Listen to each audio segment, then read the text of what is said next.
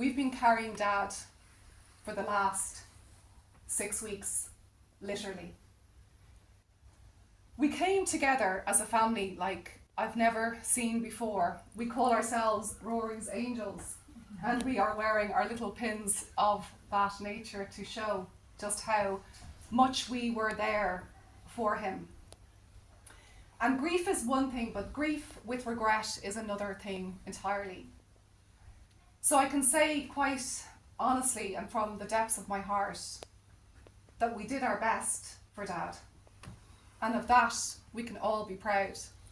Of Orla, of Kieran, who has been incredible, of Mum, of Keith and Luca. That day we held the coffin. We've been holding him for weeks, and I'm so proud of us all for that.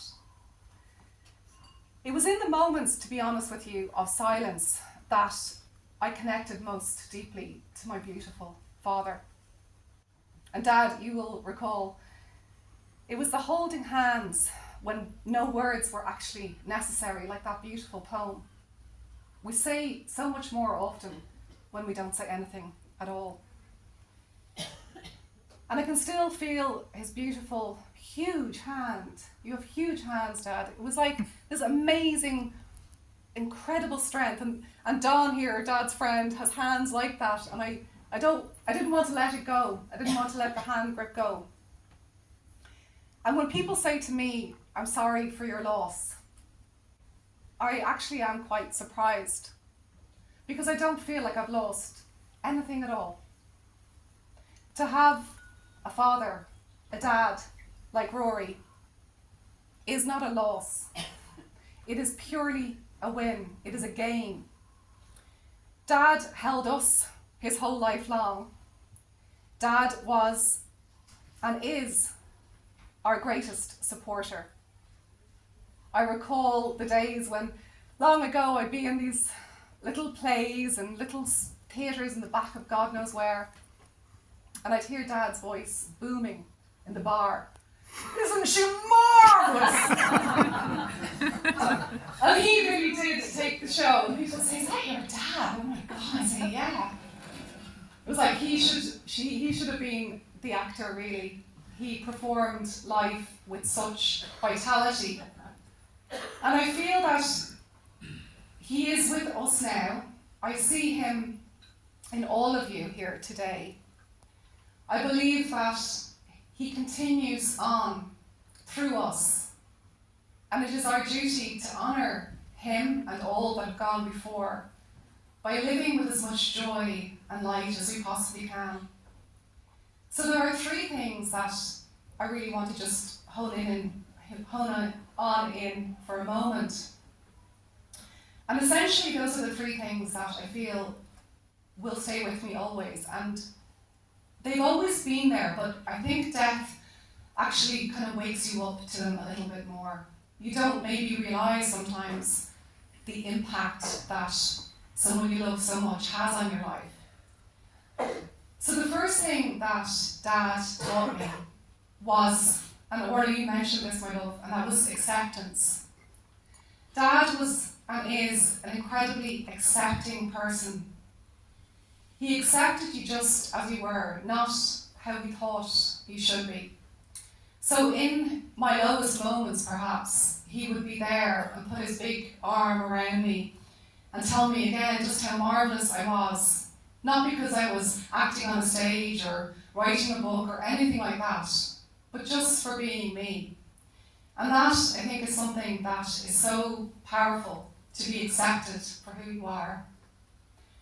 The second thing that will always stay with me, and Dad has taught me, is gratitude. And the ability to be grateful for when things again are less than perfect.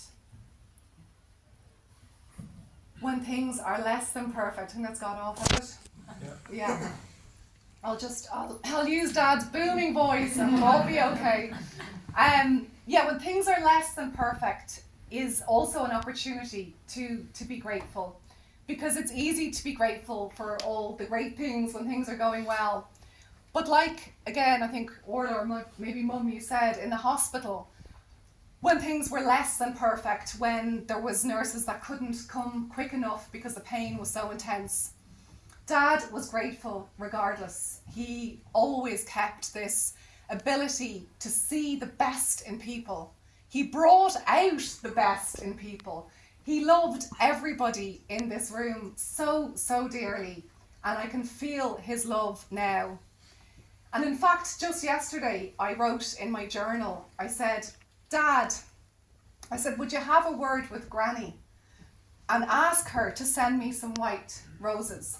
My granny loved white roses, and Dad would often have this idea of returning back to his childhood home that you saw in Winton Avenue. And yesterday I wrote that in my journal, just to say as a sign, you know, I'm not mad, you really are here with me as I go through the rest of my life. And so, it must have been, what time was it, Luke? About just before lunch. I saw this guy getting out of a van, and I said, God, he's got a funny top. I said, Luke, come here and look at this fella coming out of the car. He's got this really funny top. And I said, Jesus, he's carrying white roses, I said. And my buzzer went in our apartment, and there was a delivery of white roses from friends. So I feel that essentially when we lean into the energy of a person and we lean into the idea of continuation, I see my dad in all of you. I see my dad in Luca. When I feel sad, Luca will give me a little dig to kind of cheer me up and make me laugh, and it really doesn't take long, and I see the same cheeky grin, the same Jack kind of look that only Dad and us can now do, thanks to his incredible energy. Because all that energy, it doesn't dissipate. It's here. He's here now. He's with us. And I feel your absolute amazing energy. If anything, it's the strongest in the room. And the third and final thing is, 1 second. What was it, Dad? Oh yes, that all important thing that Mum mentioned. Courage. Courage, courage, courage. On Friday, the last day that Dad was fully conscious, I was blessed enough to spend the full day with him on the journey from the hospital to the hospice. And we had some time, and we had the silence and the holding hands, and we even read our books a little bit. And then I thought, I'm going to ask him a question, because they say, this is the time now, ask the question. And it just came to me, and I said, Dad, what would you say to Luca going forward in his life? What would be the one thing that will help him most in his life going forward? He's a young guy setting out in the world. And he kind of reflected, as he does, just for a moment, and he said, courage, he said. You need courage to face the difficulties in life. And you can say those words, but Dad lived those words. He taught us courage, not just in the recent weeks of his illness, but his whole life long. Dad was someone who had a lot of health issues, but he bore them with such bravery and courage, and he was admirable in his ability to live life to the full despite his challenges. So today, those are the 3 things that I will bring with me forth always. And I ask you to also consider them for all the people that you love. Acceptance, gratitude, and courage.